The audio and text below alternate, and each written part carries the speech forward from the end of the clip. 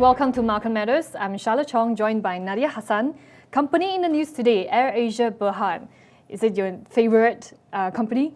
It's not my favorite company. It's a company I used to work for. Actually, I used to work for AirAsia X. But anyway, the fact is they've been in the news, and they've not been in the news for the best of reasons. There are a couple of reasons, right? Mm-hmm. Results was announced last week, and you saw this slip into the red. Mm-hmm. This was despite an increase in top line. Mm-hmm. And, you saw a 19% increase in passengers because I think they've been heavily promoting to try and get people back, but I think the margins are just not there. Forex and losses at Indonesian unit was what they said actually hurt them quite a bit. Share price was actually unchanged, actually down 1.41% at 1 ringgit 40 cents today. Talking about financial result, they actually fell into red in the latest quarter. Exactly. The quarter, 405.7 million.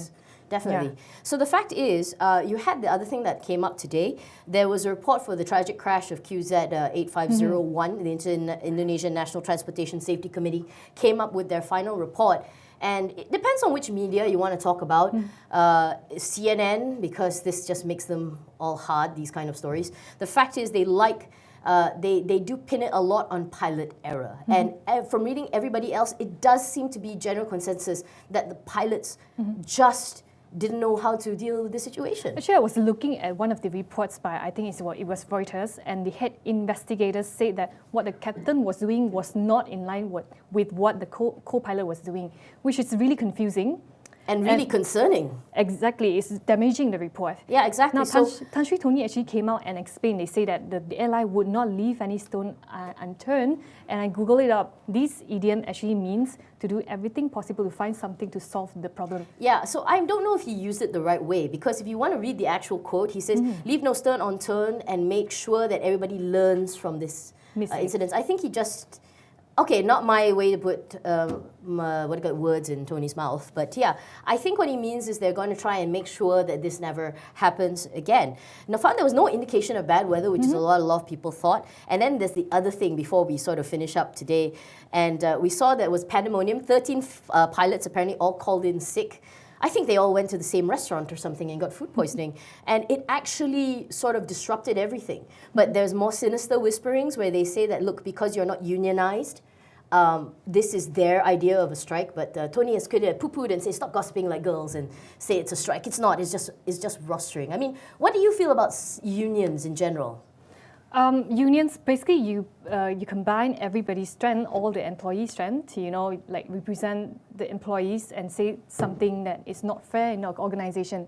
Say probably they work overtime and they don't get paid as much. But you don't want mass. You don't want mass where you had everybody in a union and you couldn't fire anybody, even if they were blithering incompetent, because of the unions. You don't want that. You want the balance between. But what's the main takeaway for you? To take it all home, a report came out today saying that the incident in last December was due to electronic system failure.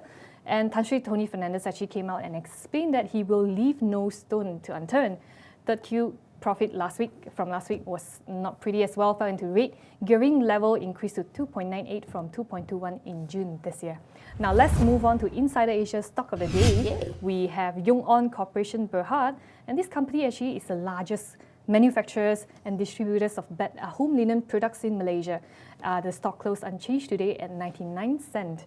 Now, why Insider Asia like this stock? Because they think that this stock is attractive, valuation attractive, and strong underlying fundamentals. It also stands to benefit from falling commodity prices and export sales. Are we again? Okay, we've said this so many times. Let's choose another way of saying it. We are not surprised that Insider Asia kind of likes this kind of style. Like they say, they sell the stuff to departmental stores, and they have a boutique shop called Home Harmony. I happened to wander into one recently because I needed bed sheets. I mean, it's actually quite decent. It's not IKEA, but it's actually still quite decent. They believe that actually the company has a strong enough local brand, talking about IKEA, should they continue to underpin further growth. People do trust that these bed sheets will not give them a rash. But I still think it's a little bit too expensive. Their brands include Noel, Jean Marie, Louis Casa. I think it's all Charlotte, very when you lie down in bed stuff. at night, what do you want to touch you?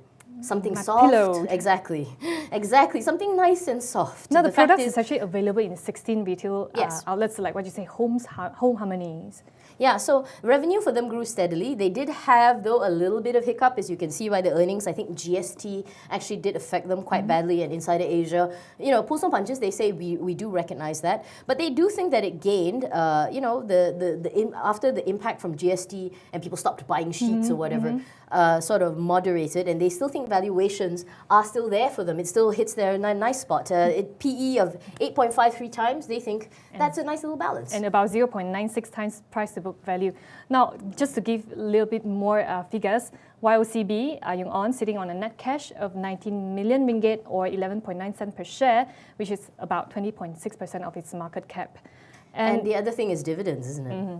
So this company actually has been paying dividends since FY 2012, despite not having a dividend policy. So I think that's why a lot of investors are looking at this investing in this kind of stock. Yeah. So we're talking about lower commodity prices. Let's expand a little bit. It's because textile fabrics, which is the majority of the cost, are all dominated in USD. So suddenly you can have, definitely you'll see interesting in your margins, and you can actually see that with the actual earnings. And the fact is, top line, yes, it went down. I think they sold less, but saying that, margin went up by 45.5%. That means they were just making more on what they sold in general, and it hedges the exposure as well. And this is the other one, 17.1% of its earnings come from exports, mostly from Singapore.